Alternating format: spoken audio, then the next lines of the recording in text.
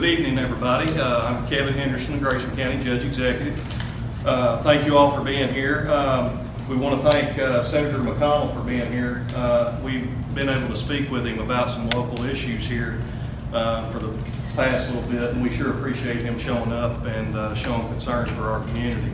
So without further ado, I would read his bio, but I'm sure everybody here knows Senator McConnell. He's well known in the United States Senate and throughout the nation. So without further ado, Senator McConnell.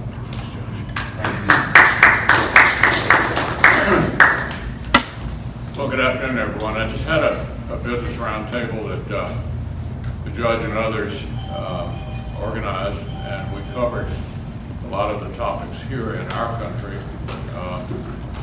The status of vaccinations, problems with getting people back to work, raging inflation. But I'd like to address the most significant international issue we're all confronting at the moment.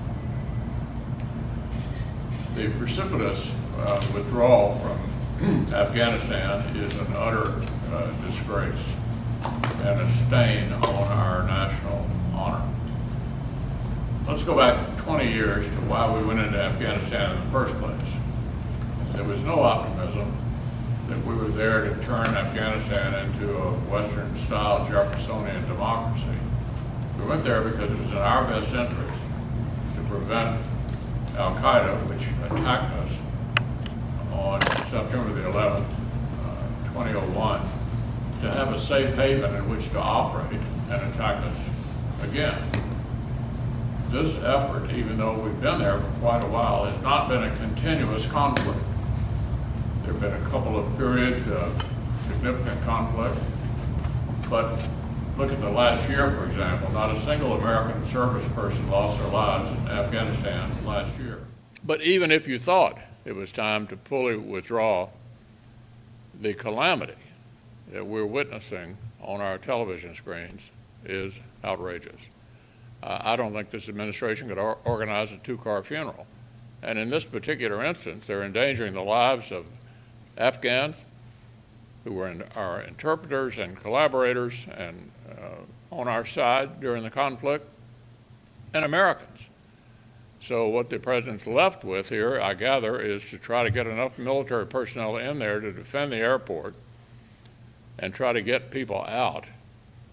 And I wish him well at this point, but this was a colossal blunder of gargantuan proportions. And as I said earlier, a stain on the reputation of the United States. With that, I'd be happy to take a few questions if there are any. Senator, we had a rather contentious school board meeting here in Grayson County last week regarding the mask mandate for children. About 120, 130 people showed up to protest children having to wear masks during school. With your history of promoting mass and vaccination, what would you say to those people and others who think like me?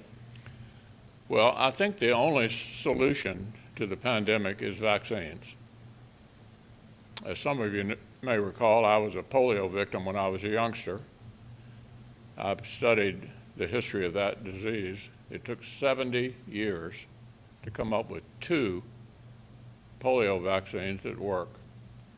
And believe it or not, that disease is almost totally eradicated in the entire world. With Operation Warp Speed, which is part of the CARES Act, which was essentially written in my office last year as the majority leader, we found not 1, not 2, but 3 highly effective vaccines in less than a year.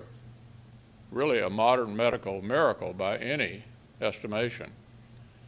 And so the solution to this, without even dealing with the mask issue, is to get vaccinated. And I believe one thing is absolutely true. There are a lot of rumors about what's true and what isn't, but let me tell you what's true. Almost 97% of the people in hospitals across America are unvaccinated. So I would counsel folks here in Grayson County and across Kentucky, and for that matter across the country, the way to get on top of this and to end it is to get vaccinated. Anyone else? You and Senator Paul differ in some of the instances with COVID-19. Are there conversations between you two, or how does that go about? Oh, you'd have to ask him his opinion. Obviously, we serve together and talk all the time.